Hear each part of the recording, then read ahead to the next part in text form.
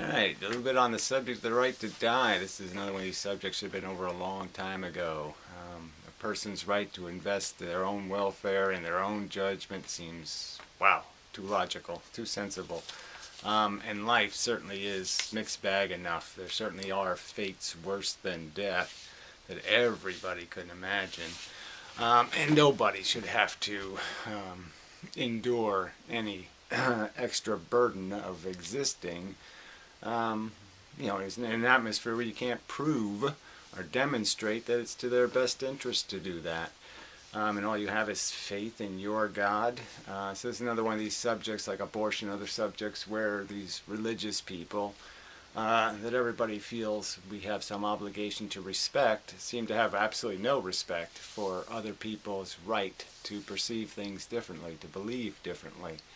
And they will essentially sacrifice their liberty on the altar of their gods. So even it's even such a hypocritical insult to their own deity that they would come to their deity with a stolen sheep and sacrifice it. Here, I've stolen rights from other people, and I'm bringing them to your altar, and I will sacrifice their freedom on the altar to prove how wonderful I am. I will take away somebody else's rights. Pretty amazing. Yeah, it just proves that these people don't really believe in this God. And, because if they did, they would be a little bit afraid to show up with somebody else's rights sacrificed on the altar. So this is just about fascism of the religious bigots. Look, life is a gnarly game at best, and there's just no reason to ever impose it on anybody whose judgment is at all respectable.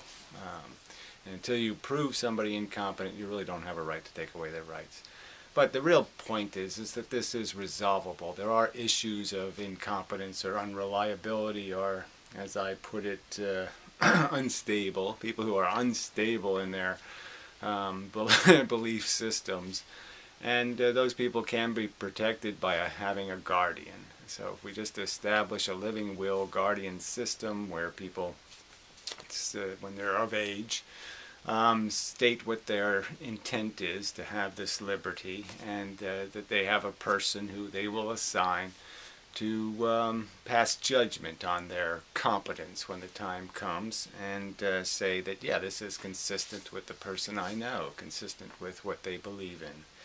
And if you don't want the right, if you never think it's possible that you could believe it was sensible to shorten the amount of suffering you're enduring or something, you always think it's a sin, then you can sign away your rights.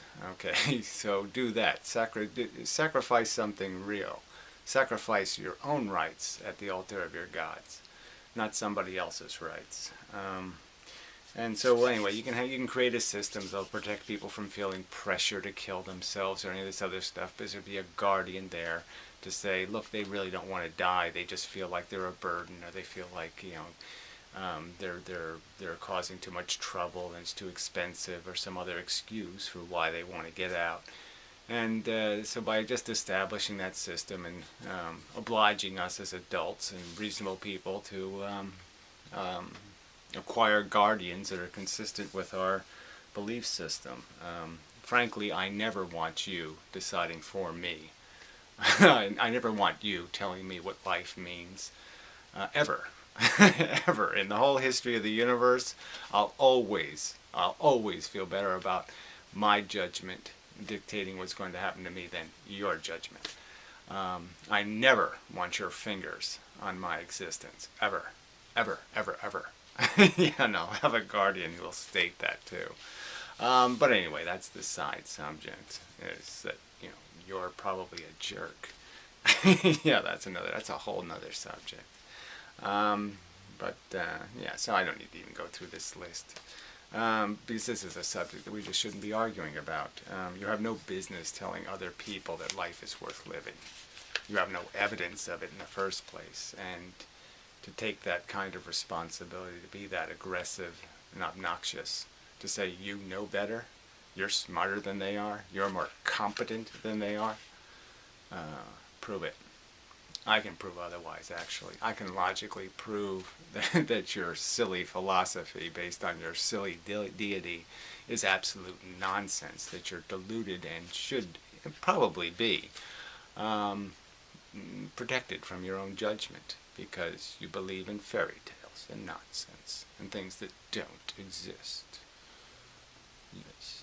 And you do it in this pompous, arrogant manner where your own faith is demonstrated to be weak and almost insignificant in what you will personally sacrifice, and yet you will sacrifice other people's rights to your gods.